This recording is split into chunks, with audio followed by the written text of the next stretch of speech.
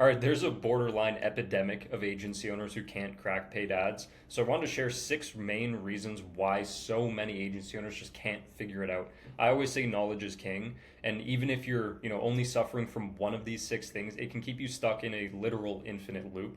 If you don't know me, I'm Evan Vance. I scaled my first agency to just shy of 80K a month. Now I've surpassed 150K in sales in a month. But the first thing that I want to talk about is when agency owners have something that's working with their ads and then they change everything. I was on a call with an agency owner just the other day, and he came on and his metrics were, he spent 2,200 on ads in the last month and he closed 22K in sales, and he's looking for, a new way to scale and see if that makes sense. I disqualified him. I'm like, no, dude, like just scale what you have, right? The thing with shiny object syndrome, and the reason it's such a killer, is it's this idea of the grass is greener on the other side. I talked about this other concept in one of my other videos though, of people trying to shoot for 15, 20 times returns instead of focusing on getting a 5x at scale. Right, in this guy's example, if he spent 5 times the amount of ad spend, his return might drop from a 10 times to a 5 times, but now he's still spending 5 times the amount of money on ads, and he's still making way more money in the end, right? So if you have something that's working, scale it. If you're having struggle scaling it, that's a different story, right? But if you have something that's working, the last thing that you should do, in my opinion, is add another thing on. I'm very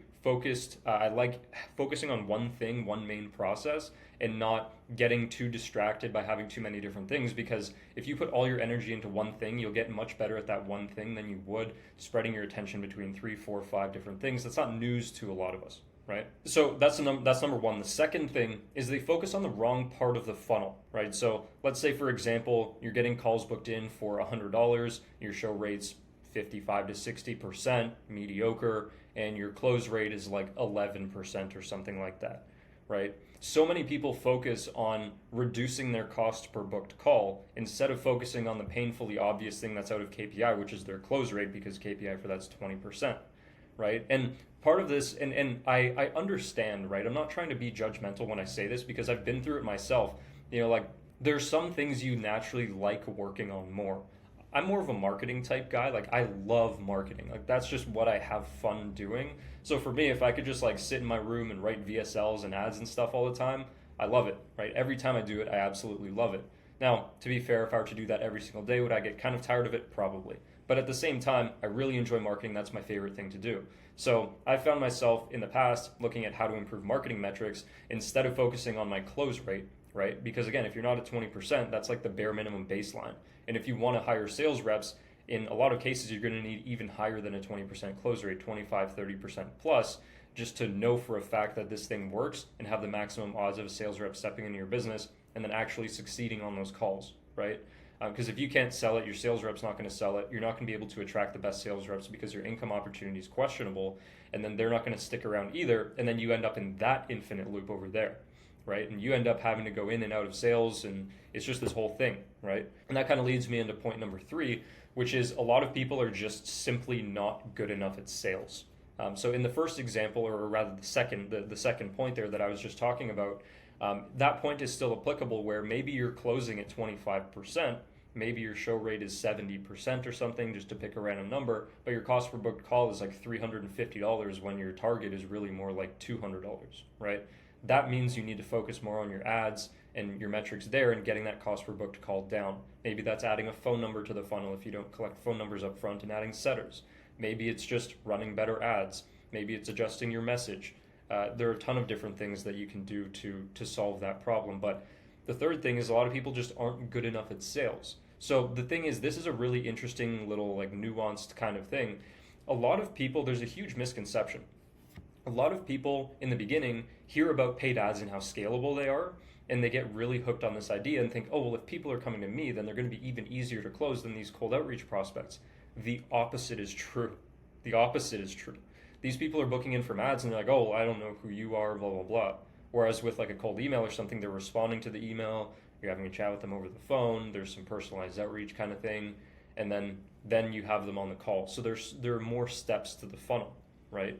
But just because somebody's reaching out to you from an ad doesn't mean that it's going to be easier. It actually, again, in fact, means the opposite, especially as there's this trust issue that's going on in the agency space right now where so many people have been burned. There's so many bad actors in the space, or people who just suck at providing a service, overpromise, underdeliver. You guys have heard of all of it, right? And the thing is, if you're not good enough at sales, you're going to struggle even more with that stuff, because those problems are going to come up more when you're talking to people who are booking in from ads. So that's really something to think about. Your sales skills need to be extremely sharp with ads, and a lot of people underestimate that and just think it's going to be easy.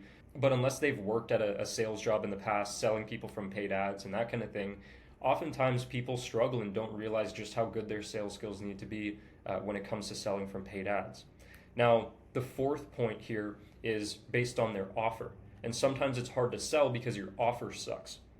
So that's a whole thing too. And there's more, the whole sales component, there's discovery, there's pitching, there's closing, and there are all of the intricacies throughout the call, setting the stage, etc., right? But your offer is something you also want to look at as part of the sales call and even as part of your marketing. If your offer focused in your marketing and people are not booking in reliably and that kind of thing, then your offer might kind of suck. Or maybe you're not differentiated, so you hear all the time, well, what makes you different, and you don't really have a good enough answer, right? These things are all components of your offer. What risk reversals can you pull out of your back pocket to get somebody over the line? And the thing is, your offer that you used to scale to where you are, let's say it's 10, 20, 30, 50K a month with outreach, is not necessarily going to work with paid ads. That's one thing that's extremely, extremely interesting. It's not necessarily going to work with paid ads. Again, though, you need to make sure your sales skills are brushed up. And so working with some kind of a sales coach, that kind of thing, is really going to help you there. So if you're struggling, odds are it's the sales side or it's going to be the offer side. And you want to make sure that both are working and that you're providing or offering a big enough result as part of your offer, right? Because if you're charging 10 grand and the maximum upside potential for the client on the other side of spending this 10 grand is 20 grand, why would they do that, right? They know they can get that kind of return if they just go and run some ads themselves and close one deal. They can double their money without having to risk working with someone like you who they've never they've never worked with before. Maybe they've been burned by a company in the past, etc., right? So you need to make sure that your outcomes are high when you're designing your offer.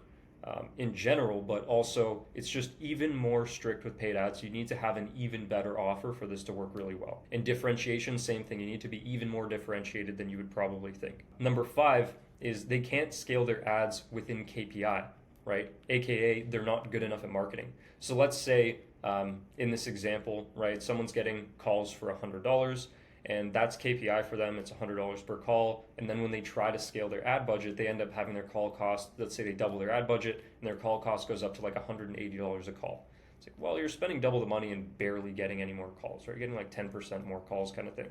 So that's not really ideal, right? So you're just completely screwing yourself basically. So the thing is, you might just not be good enough at marketing. You might not be good enough at copywriting. And what goes deeper there, right, is the thing is picking targeting is really easy. You just go super broad. It's all about your messaging and your delivery of the message. And that's very true in sales as well. The messaging that you have in your ads is extremely, extremely, extremely important. But again, how are you saying it, right? If you think about a sales call and you're trying to go deep on a conversation with someone and you're coming in with this really just not confident tonality, then people are going to be like, dude, shut up, quit asking me these questions. But if you go in with genuine concern, trying to just understand what they're talking about and get to the bottom of their situation, it's a completely different story. And a lot of people feel challenged and they feel like they need to respond to you, right? So in marketing, how are you saying your ads? Are you the guy that's speaking in exclamation marks? Because that's a huge problem, and a lot of people don't realize how bad they are on video, even though they probably think, I'm good on video. It's like, no, man, you need to get really good on video, really practice line by line, read your ads line by line out loud.